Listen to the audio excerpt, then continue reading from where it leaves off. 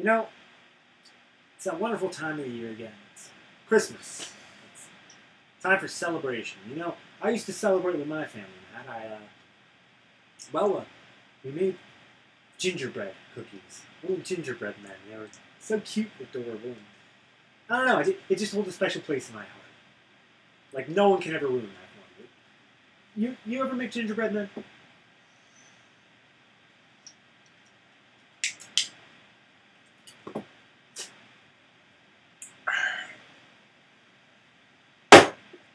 Yeah.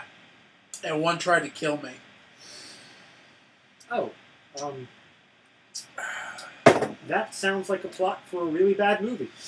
Try a movie series. Oh my. Could this possibly be what this is about? Clever swings. Clever segue? Yeah, I know. You've been drinking. It's fine. Sorry, guys. In reality, and I'm going to break away from the review at the moment here, I've been drinking heavily through this movie, so please excuse me if I come across as a little loopy. This was full by the time we started, and now it's gone. So, well, let's start with the review then. Gingerdead Man 3. Saturday Night Cleaver. Saturday Night Cleaver. Okay. Now, the movies that this obviously rips off of. Now, let's take a step right here. When a good movie rips off of another good movie, it's called an homage. When a bad movie does it, it's a ripoff. This is obviously a ripoff. Very much.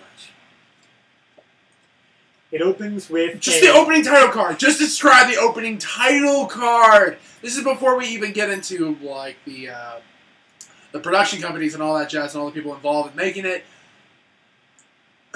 We should, before anything else, state we haven't seen the other two. We have not seen the other two in the series. The third one just seemed to be the only one that we could find. The other two are Gingerdead Man and Gingerdead Man 2, Passion of the Crust. I don't even want to know what movies they're making fun of in there. Because, like, obviously the title Saturday Night Cleaver goes through Saturday Night Fever. And we'll get to why that makes sense. But at the same time, this movie makes a point to rip off movies like Silence of the Lambs and what else? Carrie. Carrie. That's the majority of this movie is basically ripping off of Carrie. And actually, some of the most iconic shots and whatnot from Brian De Palma's film are mimicked in this movie. Now, I have to say, this got my blood boiling quite a bit because Carrie's one of my favorite all-time horror films. And also, Silence of the Lambs is one of my all-time favorite films, period. This movie was more difficult to sit through. Actually, no. This movie was just as, if not a little bit less difficult to sit through than Taint Light. The only difference being, this movie we had to sit for an extra 25 minutes. Okay. Let's just start with... Dude, like, we were ready to... We thought the movie was halfway over when we were only 20 minutes into the film. We were like, alright, this has got to be halfway done. Fuck! Alright, plot. Alright. So it opens with the, I'm going to botch this, but Center for Criminally Insane Baked Goods or something like that. Something along those lines. Homicidal's in there. Homicidal baked goods, whatever the fuck it is. That's where we get our Silence of the Lamb parody. It's bad. Clarissa or something like that. Clarissa Darling. Settle. Moving on from that. Oh no, the first shot, like, all right, the first scene that takes place. Don't mention that one. I have to because literally it's like it's 100% padding. This is literally padding the movie. The first scene is literally her saying, "All right, you gotta take off the hoops." She was wearing hoop earrings. All right, I get that. It's like you put them. It's like, all right, any other piercings they can get a hold of? Then she reaches into her bra. Undoes 2 piercings from her nipples. I'm like, alright, fine, okay, that's not the end of the world. Of course, the piercings that she ends up using end up looking more like they were hooks to hang curtains on. And then the last one, she reaches into her pants and then pulls out basically what is considering a washer and a bolt. Alright, one, if you got a clit that's literally that size, there's something wrong. But moving on from that part. Next plot point. Dude, no, you even have a segment when she's walking past all these other supposedly criminal pastries and whatnot, where there's obviously a cream puff that is replicating the character Multiple Miggs from Silence of the Lambs, because he shoots a bunch of cream filling at Clarissa, which obviously is, I don't need to go into. And then when they finally get to the Gingerdead Man, he's wearing Hannibal's face mask. There, he even... May I just continue? Yeah, you can continue. Okay. I'm drunk. This is this. Alright.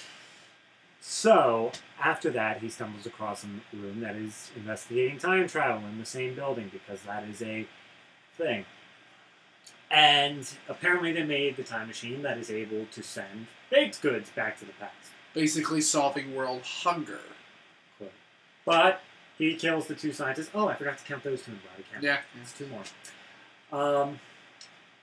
And he takes the time machine and travels back to 1976, aka a roller disco.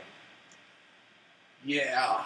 And the majority, if not almost all of this film takes place in a fucking roller disco. You wouldn't think a movie that has the title Gingerdead Man 3 that would take place in a fucking roller disco.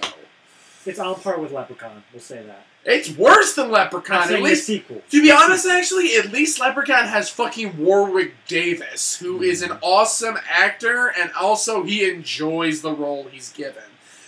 This movie's just a fucking mess. Alright. So, the main plot is there's a roller queen thing that... it's Carrie... It's the prom night of Carrie in a roller disco. Yeah. Instead of prom queen, it's roller disco queen, whatever the fuck it is. And it's some dumb, bitchy blonde that happens to just be a cunt and is trying to do the whole Carrie route. This literally is almost plot for plot from the prom Carrie scene. There's also another plot in there, the Gingerdead Man's going out and killing, but I think it was Aunt, I could be wrong. The aunt, yes. The aunt was not wanting Carrie to skate. Because back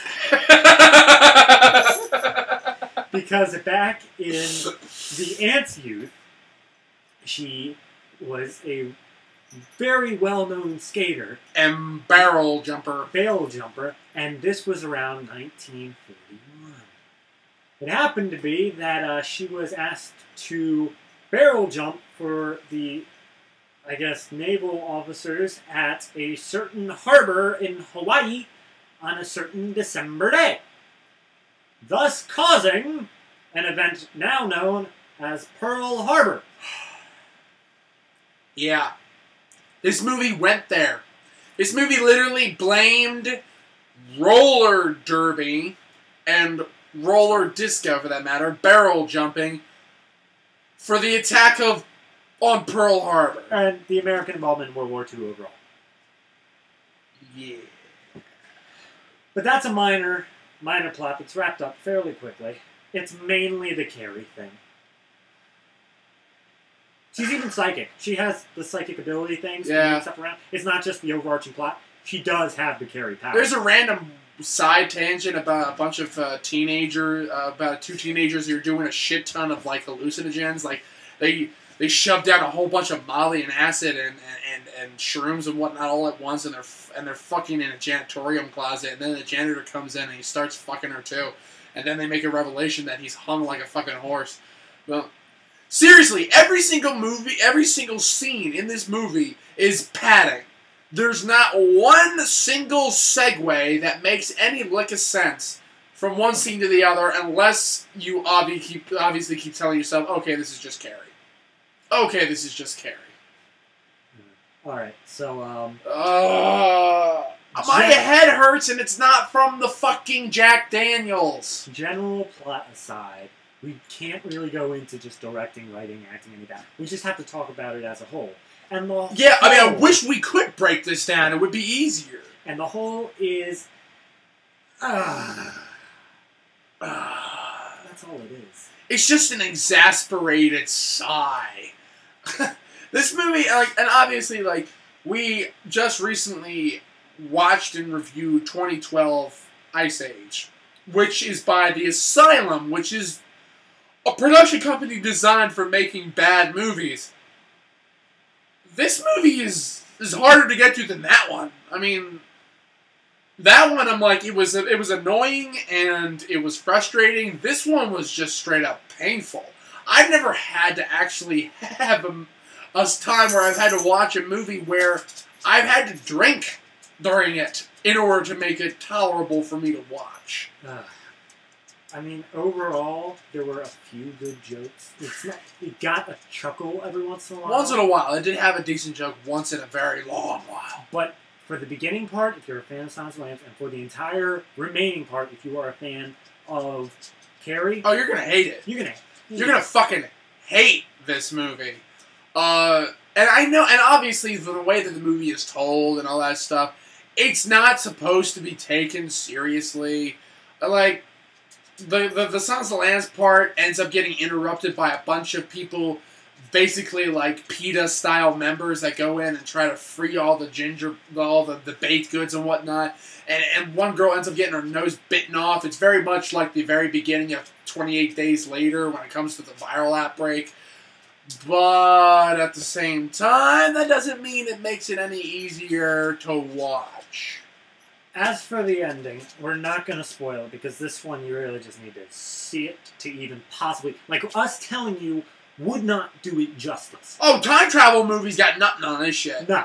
None. But we will tell you in the beginning, two little kids take the little time machine remote and then travel through time. We don't see them for the rest of the movie. They vanish for like a good hour. And then they reappear in the ending, and that's what you need to see. I will not say that the ending is worth this movie, but at the same time, to be honest, actually, you don't even need to see the whole movie. Just try to find the ending of this film on YouTube or something like that, because that's literally the only thing mildly worth watching in this film. Last 7 minutes, that's all you need. Oh, yeah. Yeah. And it boggles the mind exactly what they throw in. Especially in a movie called Gingerdead Man. But... But overall, final review, Matt. Final review? January's gonna be a long fucking month. Yep. Anyway, happy holidays. Hope you enjoyed the Happy movie. Christmas, Hanukkah, Kwanzaa, wherever the fuck you want to happen to celebrate it. And if you don't celebrate anything at all, just enjoy.